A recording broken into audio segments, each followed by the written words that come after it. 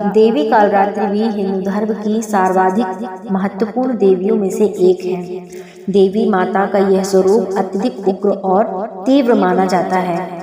माता कालरात्रि के पूजन से व्यक्ति के जीवन में पीड़ा देने वाली समस्त शत्रुओं का नाश हो जाता है। नवरात्रि के पर्व के दौरान माता के जिन 9 रूपों की पूजा और अर्चना की जाती है, माता कालरात्रि उन्हीं में से एक रूप है। माता कालरात्रि जी का पूजन नवरात्रि के 7वें दिन किया जाता है।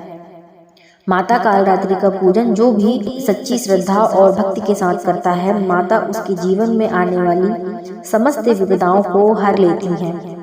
माता कालरात्रि के आशीर्वाद से कोई भी बाधा उसके भक्तों का अनहित नहीं कर सकती। यदि आप भी माता रानी को प्रसन्न करना चाहते हैं तो नवरात्रि के 7वें दिन माँ कालरात्रि का विधि और विधान से पूजन अवश्य करें तथा माता कालरात्रि की व्रत कथा का भी पाठ करें। कथा के पाठ के उपरांत माँ कालरात्रि की आरती करें। तो चलिए मित्रों, अब हम श्रवण करते हैं माता कालरात्रि की पावन कथा का। लेकिन उससे पहले हमारा एक आपसे निवेदन है कि अगर आप सभी हमारे चैनल पर नए हैं तो हमारे चैनल प्रीटी स्पिरिचुअल स्टोरी को सब्सक्राइब अवश्य कर लें और बेल आइकन प्रेस कर लें। जब भी मैं कोई भी वीडियो और शॉर्ट्स वगैरह डालूंगी तो उसका नोटिफिकेशन आप तक सबसे पहले पहुंचेगा। इससे आप कोई भी व्रत की, तीज त्योहार की कथा कहानी और इन्फॉर्मेशन वीडियोज जो होती हैं, जो आपको शॉर्ट्स के थ्रू मिलती हैं, वो आप स्किप नहीं कर पाएंगे। तो और जिन्होंने हमारे चैनल को ऑलरेडी सब्सक्राइब करके रखा है उन्हें हमारा दिल से बहुत बहुत धन्यवाद।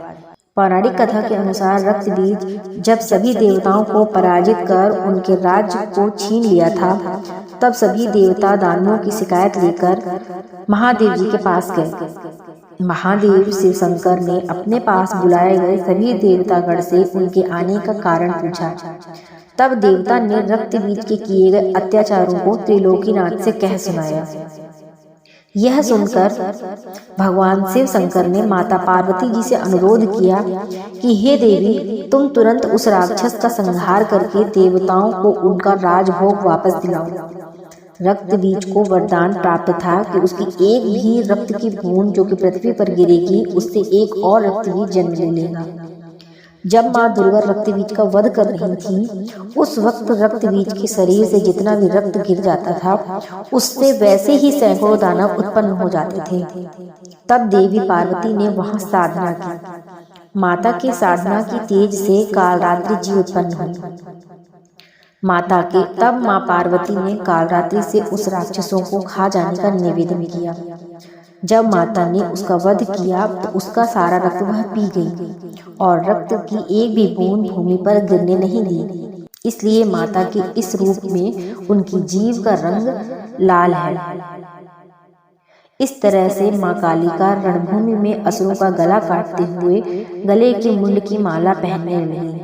इस तरह से रक्तबीज युद्ध में मारा गया। माँ दुर्गे का यह स्वरूप कालरात्रि कहलाता है। कालरात्रि 2 शब्दों से मिलकर बना है। एक का शब्द होता है काल, जिसका अर्थ होता है मृत्यु, जो कि यह दर्शाता है कि अज्ञानता को नष्ट कर देने वाला, और एक शब्द होता है रात्रि। माता को रात के अंधेरे के गहरे रंग का प्रतीक दर्शाया गया है। कालरात्रि का रूप दर्शाया गया है। कालरात्रि का रूप दर्शाता है कि एक करुणामयी माँ अपने संतान की सुरक्षा के लिए आवश्यकता पड़ने पर अत्यंत हिंसक और उग्र भी हो सकती है। चलिए मित्रों, अब मैं बताती हूँ कि माता कालरात्रि की पूजा विधि क्या होती है। उनकी पूजा के लिए सुबह जल्दी उठकर स्नान आदि से निवृत्त होकर साफ और स्वच्छ वस्त्र धारण करना चाहिए। माता की प्रतिमा को गंगाजल और शुद्ध जल से स्नान कराएं। माँ को लाल रंग अति प्रिय है और धार्मिक मान्यताओं के अनुसार माँ को लाल रंग पसंद है, इसलिए माँ को लाल रंग के वस्त्र अर्पित करें। माँ को स्नान कराने के बाद पुष्प अर्पित करें। रोली कुमकुम अर्पित करें। माता को मिष्ठान, पंचमेवा, 5 प्रकार के फल आदि अर्पित करें। माता को शहद का भोग अवश्य लगाएं, क्योंकि माता कालरात्रि को शहद अत्यंत प्रिय है। माँ कालरात्रि का अधिक से अधिक ध्यान करें, माता की आरती करें और उनके जो भी मंत्र होते हैं उनका उच्चारण करें। तो चलिए मित्रों, आज के लिए बस इतना ही। मैं मिलती हूँ अगले वीडियोस के साथ। तब तक के लिए धन्यवाद। बोलिए माता कालरात्रि की जय।